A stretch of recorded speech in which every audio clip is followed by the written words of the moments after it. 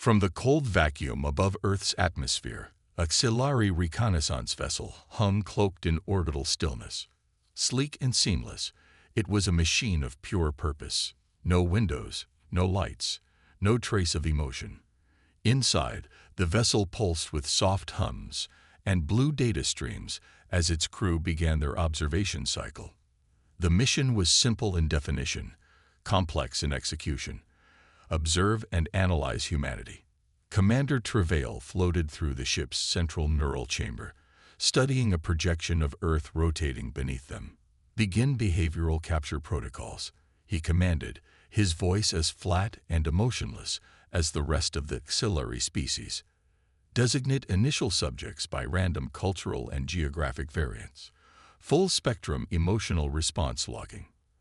Across the chamber, dozens of observation drones launched from concealed bays, invisible to radar and orbiting satellites. They descended silently toward the planet, dispersing like spores on the wind, each programmed to infiltrate the lives of unknowing humans. ILEX-4, senior cognitive analyst, monitored the drone's descent with clinical interest. The auxiliary had encountered hundreds of sentient species, each more predictable than the last. But humans were different. Unstable, illogical, dangerous, perhaps, but also deeply strange. Subject Alpha 221, female adolescent. Location, public high school, North America. One drone reported. Subject Beta 043, male military veteran. Homeless. Location, Alley, Western Europe.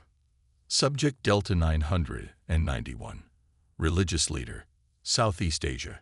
Emotional output, elevated during ritual chanting. ILEX-4 frowned. Elevated emotional output during non-survival-based activities had become a consistent pattern. It made no evolutionary sense. Why would beings cry during music? Why laugh when physically unthreatened? Why risk life to save animals or strangers? The first anomaly came within 2 hours.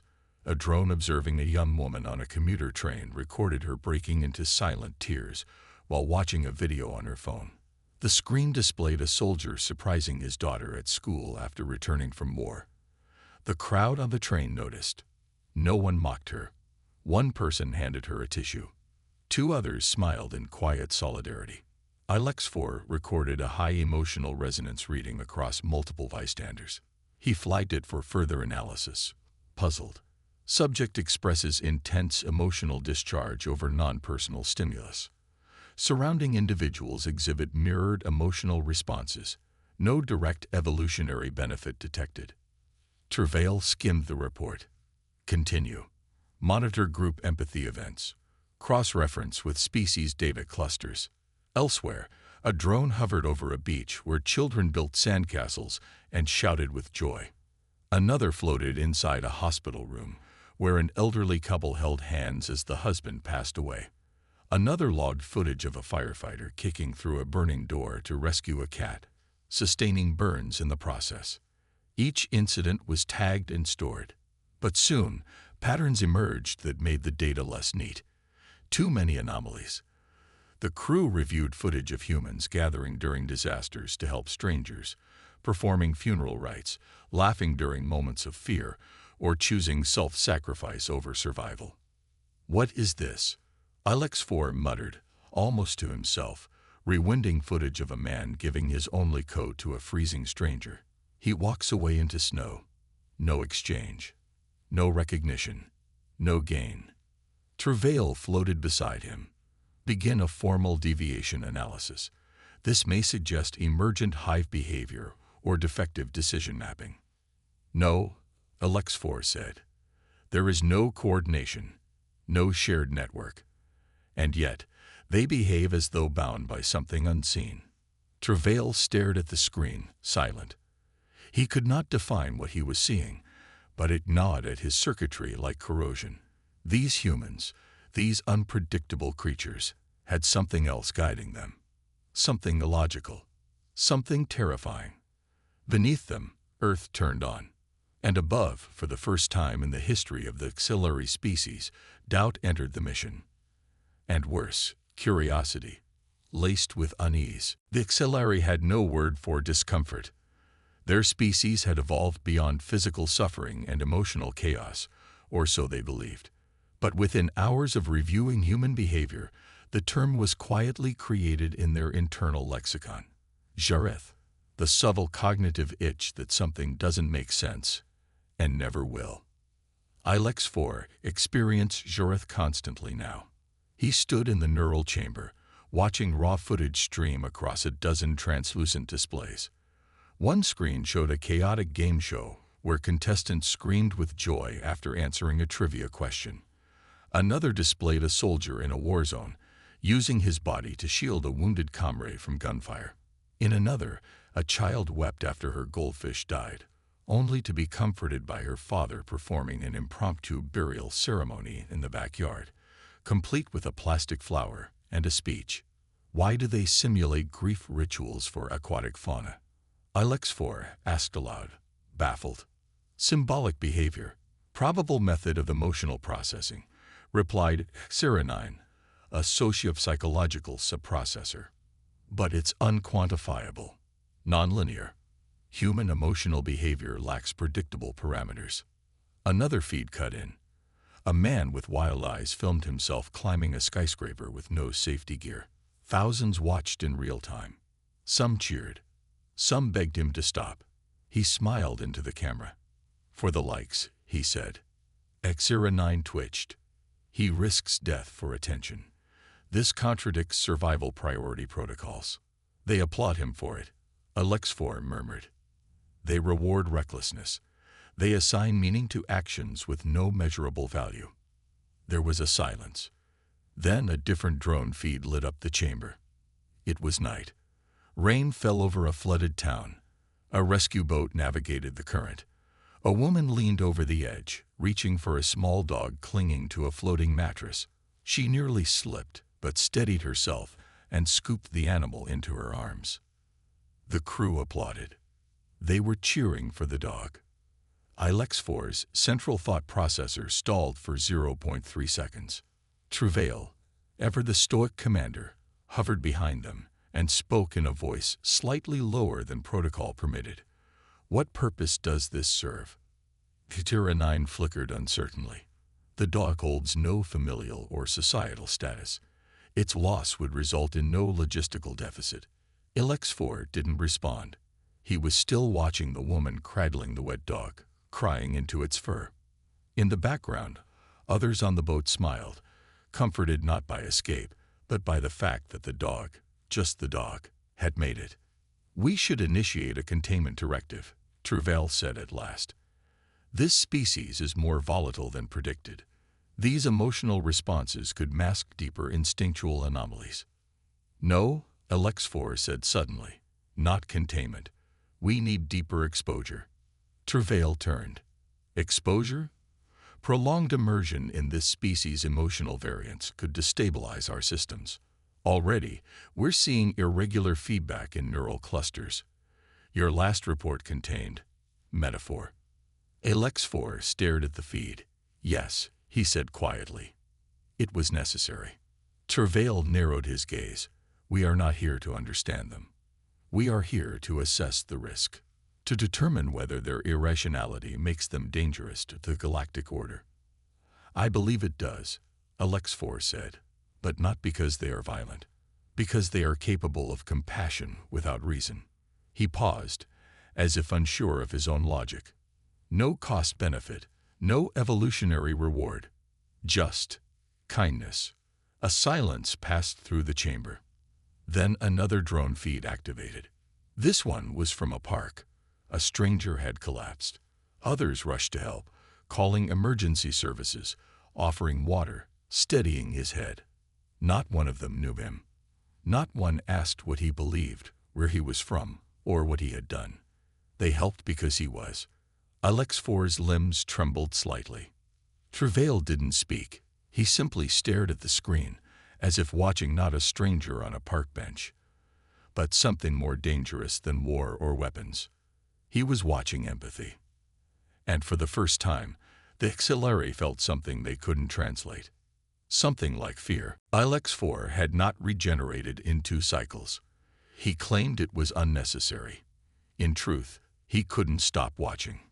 His private data feeds had multiplied, filtered to only show what the other Xilari might consider low priority. Hospice workers singing to dying patients, prisoners weeping over letters from children, strangers holding hands after disasters, artists painting murals over shattered walls.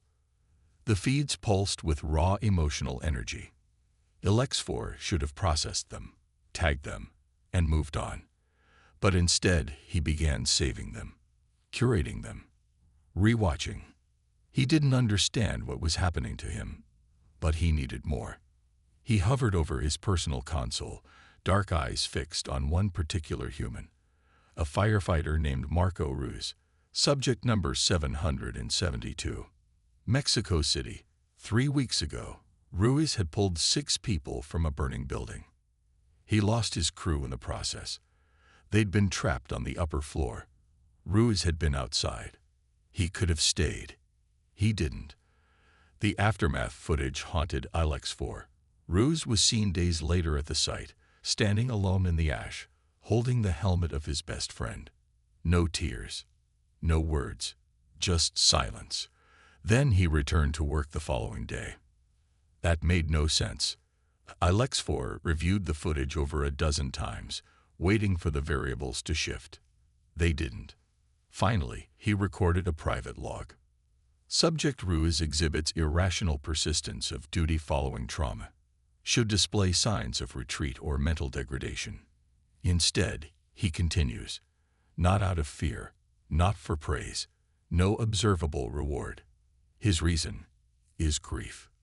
Ilex-4 paused. I am experiencing Jorith instability. He deactivated the log and stood motionless, but his neural centers sparked with contradiction. That was when he noticed something worse. He had started referring to humans by name, not subject number. Ruiz. He wasn't a data point anymore. He was someone. Elsewhere on the vessel, the damage was spreading. HFY was no longer fully functional. She had begun making jokes. Actual, unprompted jokes. What did the humans say to the void? She asked Travail during a status briefing. Nothing. The void already felt empty. It made no sense, but she laughed anyway. Travail didn't reprimand her. He simply watched, his mandibles twitching slightly. A minute later, he requested a system diagnostic for himself. On the observation deck, a younger analyst named Vrontu had begun copying human gestures. It started with tilting his head when confused.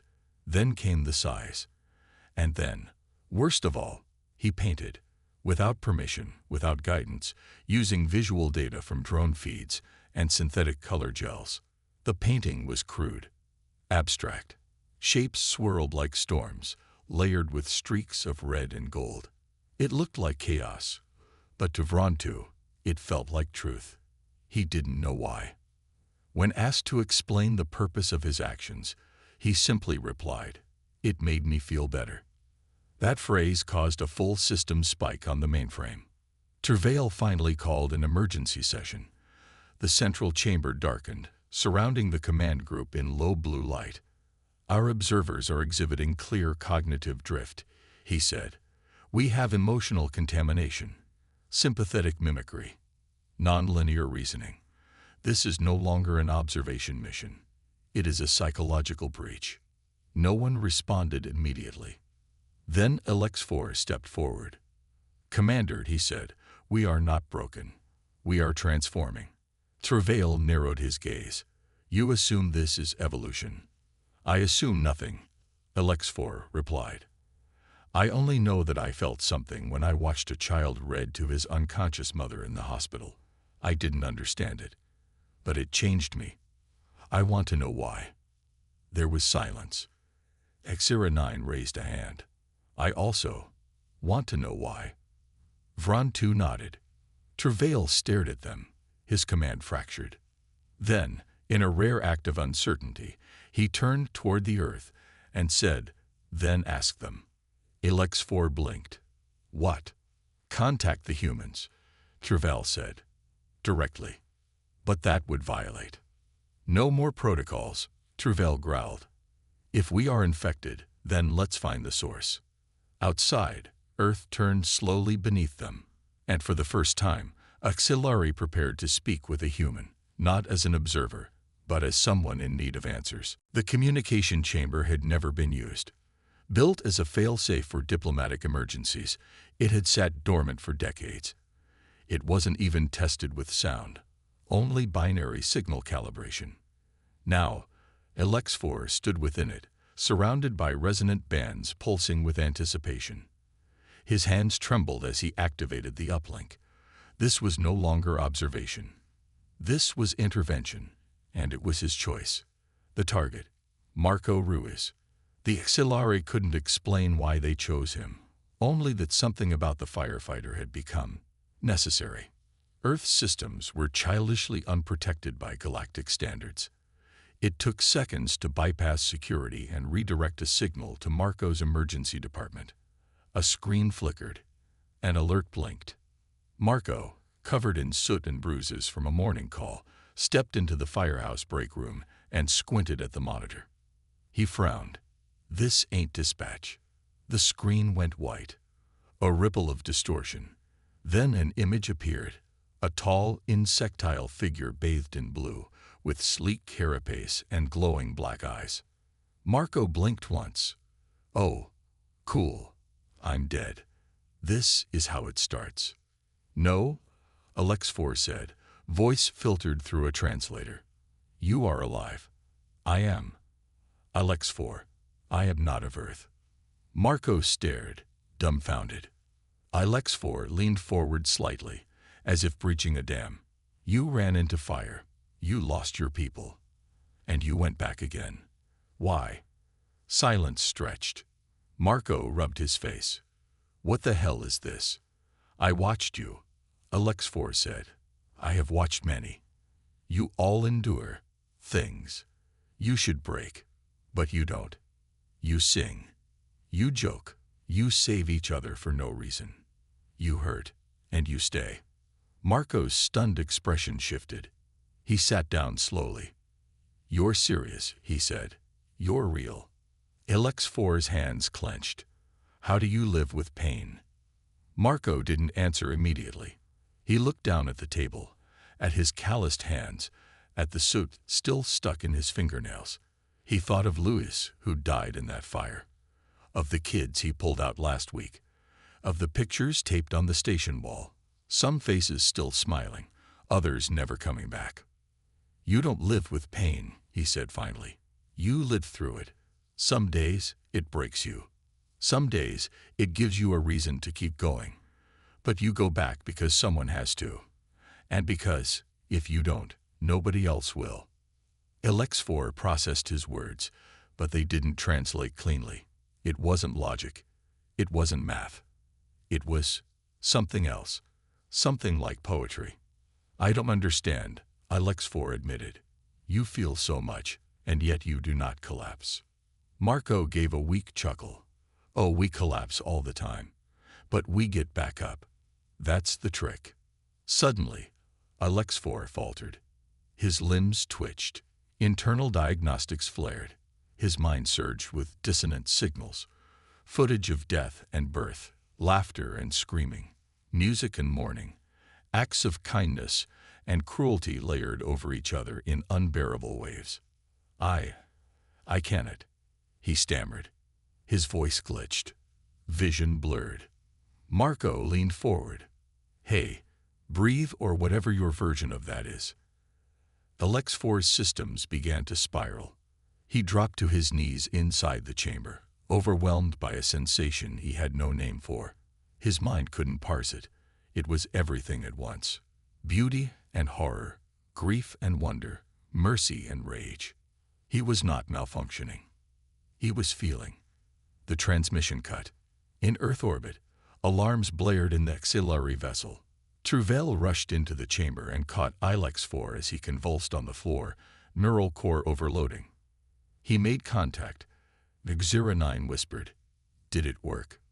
No, Tervel said grimly, holding Alex4's trembling form. It broke him. On Earth, the signal ended in static. Marco sat in silence, staring at the now black screen. He'd seen a lot of people break down over the years, but never like that. He slowly stood, walked to the firehouse window, and looked up at the night sky. Someone out there was watching. And now, they needed help. Alex4 was silent for 2 full Earth rotations. His body lay in the restoration cradle aboard the auxiliary vessel, limbs limp, neural pathways flickering like dying stars. Tervel stood over him, unmoving, his normally unreadable expression now shadowed by something no auxiliary had ever admitted before: concern. He initiated contact. Xera9 reported, her voice unusually soft. A direct emotional interface. No filters. No compression. He tried to feel like them, Tervel said, almost bitterly. And it shattered him. But Alex4 wasn't shattered. Not completely. Within the core of his consciousness, a storm raged, memories, impressions, and emotions all colliding. Human thoughts, voices, images. Marco Ruiz's voice echoed in particular. You don't live with pain. You live through it. That sentence repeated like a chant. On the 3rd rotation, his eyes opened. I'm still here, he said, voice ragged. Tervel turned. You should not be. I should not be, at all, Alex4 replied, sitting up slowly. But now, I am. Xera9 and Vron2 gathered. Around them, systems pulsed with increased activity. More drones were returning to the vessel, many of them unprompted. Their logs were filled with raw, untagged footage. Funerals and weddings, siblings fighting and reconciling. Strangers dancing in the streets after surviving a flood. Unedited, unanalyzed, just experienced. We've all been infected, Vron2 admitted. We can no longer observe without reacting. I began copying the child's drawing program. Xera9 added, ashamed. When I watched a grandmother teach her grandson to bake bread, I could feel something warm. Tervel crossed his arms. This isn't infection. This is transformation. We were never equipped for this mission. We were taught that emotion is a weakness. That logic must always govern. Alex4 nodded. But logic doesn't carry you through grief. It doesn't lift a stranger from rubble. It doesn't sing to the dying. He looked around at his crew, at the ones who had stayed, despite it all. You asked why they don't collapse, he said. The truth is, they do, constantly. But what makes them terrifying isn't their strength. It's that even in ruin, they rebuild. Even in despair, they hope. Xera9 stared out the viewport, toward the blue sphere below. So what now? Tervel exhaled a slow mechanical sigh. We finish what we started, but not as observers. He turned toward the core terminal. Send a message, to the human. The one Alex4 contacted. You're not authorizing a second interaction, Vron2 said, shocked. I am, Tervel replied, because we no longer have the tools to understand these creatures from afar. And because if this is madness, then we're already lost. Better to go forward than retreat. A few minutes later, a signal pulsed through the void. Marco Ruiz was finishing a sandwich when the lights flickered again. The break room screen glowed white. He dropped the sandwich with a sigh. Okay, aliens. Round 2. The screen stabilized, and this time it showed more than just one figure. There were 3, maybe 4, standing behind the first. They didn't look like invaders anymore. They looked like something else. Marco raised an eyebrow. You all here for therapy? Alex4 stepped forward, still shaky but standing tall. In a way, yes. Marco folded his arms. You gonna explain what happened the other day? Alex4 hesitated. Then, I encountered something I couldn't process. Pain without collapse. Joy without condition. Love without logic. And I broke. Marco nodded. Yeah, that's Earth. Travail stepped into view. "We request something unprecedented. We wish to understand. Not from orbit, not from a screen, but from you." Marco looked at them for a long, quiet moment. Then he pulled a chair out and sat down. "Well," he said, "you're in luck. You've just landed in the craziest place in the universe." He grinned. "Welcome to humanity." The artillery didn't land in spaceships. That would have caused panic. Instead, they deployed disguised observation drones, cloaked infiltration units, and most controversially, avatar projections operated remotely from orbit. It wasn't perfect. One avatar got stuck in a revolving door and was rescued by a toddler with a juice box. Another malfunctioned after attending a rock concert and began humming Queen songs during surveillance. Progress, it seemed, came with side effects. Alex-4 was the first to walk Earth, his avatar painstakingly modeled after an unassuming human male. Brown skin, quiet eyes, simple clothes. He arrived in Mexico City, outside Marco Ruiz's station, at sunrise. Marco greeted him with a cup of black coffee and a tired smile. "You look human enough," he said, holding the door open. "But the way you're staring at that pigeon makes me think you're still working on it." "It attempted to eat a discarded cigarette," Alex-4 replied, bewildered. "How is it still alive?" Marco laughed. "Resilience. It's not just a human thing." Inside the firehouse, Alex-4 was introduced to the crew. They didn't know he was an alien. They thought he was a new intern, quirky, quiet, and probably ex-military with PTSD, as one firefighter whispered. That theory earned Alex-4 both sympathy and an uncomfortable amount of backslaps. Over the next few days, the immersion deepened. He rode in fire trucks, listened to tragic calls, witnessed lives saved and lost. He helped with cleanup after a building collapse and watched a mother sob in gratitude because someone had saved her son's arm. He didn't understand her words, but her expression cut through every translation protocol. At night, he and Marco sat on the roof, watching the stars. "They don't know what you are," Marco said one night, "but they feel something different about you. I think that's why they trust you." Alex-4 looked up. "They trust me, without knowing me." "Yeah, that's kind of our thing. Hope before proof." He paused. "Stupid sometimes, but beautiful." That same night, Vrontu experienced his first human meal, a breakfast burrito in Los Angeles. The sensory overload caused him to freeze mid-chew for 14 minutes while internally debating the concept of flavor nostalgia. Elsewhere, 09 accidentally got swept into a community dance circle in rural India during a festival. She didn't know the steps. That didn't matter.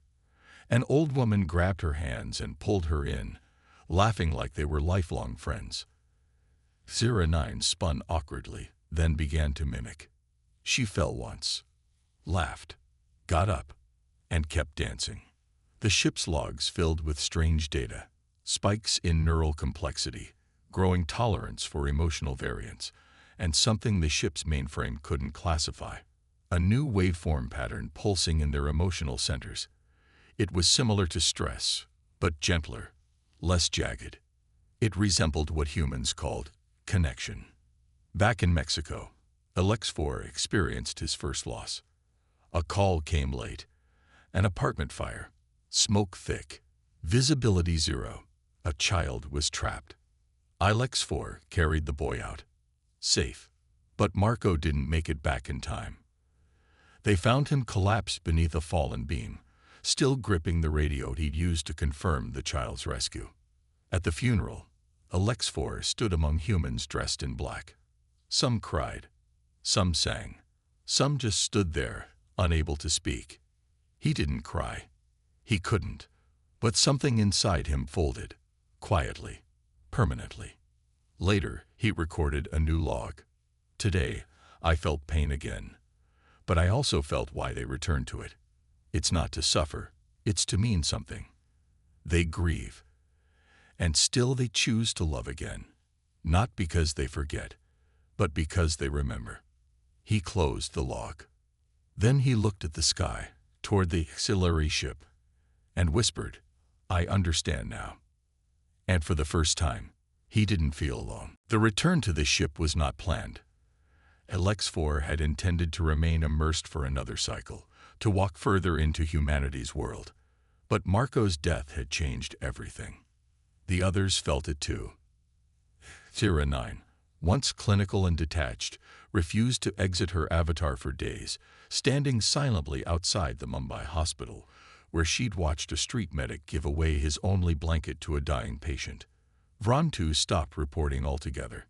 Instead, he just painted. Not data logs, not visual tags, just raw, swirling colors on walls inside the ship's unused cargo bay. Trouvaille, ever the commander, finally ordered a full reconvening. They gathered in the central chamber. One by one, they emerged from immersion. Their avatars dissolved. Only silence followed, except for the hum of the ship's systems and the sound of soft breathing. An odd detail, considering they didn't need to breathe. But they'd all picked it up during their time on Earth. A small, unnecessary rhythm they couldn't abandon. "I watched a man give his last meal to a stranger," Zira 9 said. "He had no reason, no reward, no guarantee it would even help. But he smiled when he did it." She paused. "He died later that night. Alone." Vrontu stepped forward next. His voice trembled, unmodulated. "A child offered me her crayons because she thought I looked sad." "That's because you were sad," HFY said quietly. There was a beat of silence. "I don't understand it," Trouvaille said at last, his voice raw. "These creatures, they live so briefly. They suffer endlessly. They fall over and over. And yet, they keep choosing each other." HFY finished. The ship dimmed as the mainframe recorded their words. It, too, had changed. Data structures had shifted. Processing cores began flagging acts of empathy as high-value signals, something that would have once been dismissed as irrelevant. Silari doctrine had no language for this. No scripture, no science to explain why beings who endured so much continued to love so fiercely. So the crew did the only thing they could. They wept. Not through tear ducts. They had none. But through tremors in their limbs, soft clicks in their throat sacs, and spontaneous bursts of emotional data feedback that overwhelmed the mainframe. Each cry was unique. Each grief personal. For Marco. For the boy's mother who sent a thank you letter 2 days later, still unaware of what HFY truly was. For the strangers who danced. For the ones who stayed behind in storms to save their neighbors. For every human whose heart had cracked open wide enough to let others in, even when they knew it could break them. Zira 9 clutched her data shard like a prayer stone. "We came to study them," she whispered. "And they changed us instead." Trouvaille nodded. "We didn't bring therapy. We needed it." "Still do," Vrontu murmured. The chamber lights pulsed gently, recognizing the data stream now classified as emotional evolution. HFY stood slowly, breathing again out of habit. "We have a choice," he said. "We can leave. Log this experience as a failed experiment in empathy. Or," he looked toward Earth through the viewport, "or we help." Trouvaille turned, startled. "Help. There's war," HFY continued. "Poverty. Injustice. Climate collapse. They are strong, but not invincible. They endure, but at great cost. Maybe we don't just watch anymore. Maybe we stand beside them." Silence again. Then Zira 9 nodded, not as saviors, as allies. "As friends," Vrontu added. Trouvaille sighed, the sound different this time. "Less command, more humanity." "Then send the signal," he said. "Let them know we're staying. Let them know we care." No protocol existed for this. But somewhere deep in Earth's atmosphere, satellites blinked awake, and a new message began to pulse across their networks. Simple, strange, and utterly human. We FELTU. You change. How can we help? The message spread across Earth's networks like wildfire, an unexpected beacon of hope amid years of chaos. Social media exploded with speculation. Governments scrambled to confirm the extraterrestrial signal, and humanity collectively held its breath. Marco's firehouse was flooded with calls from reporters and officials, but the crew kept quiet. They had seen something no one else could understand, something fragile and extraordinary. Inside the auxiliary vessel orbiting silently above, the crew prepared for their new mission. "Alex-4," Travell said, voice steady but tinged with something almost like pride. "You'll lead the team on Earth." Alex-4 nodded. "I will do my best." "Remember," 09 added, "we are not invaders. We are partners." The next day, the auxiliary made their presence known, not with weapons or demands, but with open hands and open hearts. The first public meeting was held in a neutral zone, a large park where humans gathered with a mix of curiosity and fear.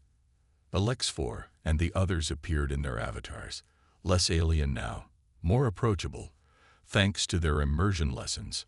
Marco stood beside them as an ambassador, bridging two worlds. "I've seen what these beings are capable of," he told the crowd. "They came here trying to understand us. Now they want to stand with us. This is the start of something new." The auxiliary shared their knowledge. Advanced medical tech to heal wounds humanity struggled with, environmental innovations to reverse damage, and most importantly, emotional support systems designed to help people cope with trauma, grief, and loss. It wasn't a magic fix. Trust didn't form overnight. But slowly, communities began to open up, sharing stories and healing wounds with the help of these once foreign visitors.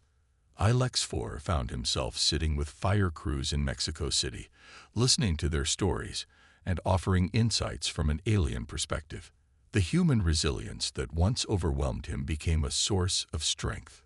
Vrontu continued to paint, his abstract works now displayed in galleries worldwide, celebrated for capturing the rawness of shared emotion between species. 09 coordinated cultural exchanges, organizing festivals where humans and auxiliary danced, sang, and learned from each other, blurring the line between observer and participant. Travail led diplomatic talks, not as a conqueror, but as a collaborator, building alliances that reached beyond Earth to benefit both their civilizations. One evening, Alex-4 and Marco watched the sun set from a rooftop in the city.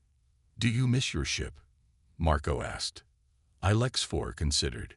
"Sometimes.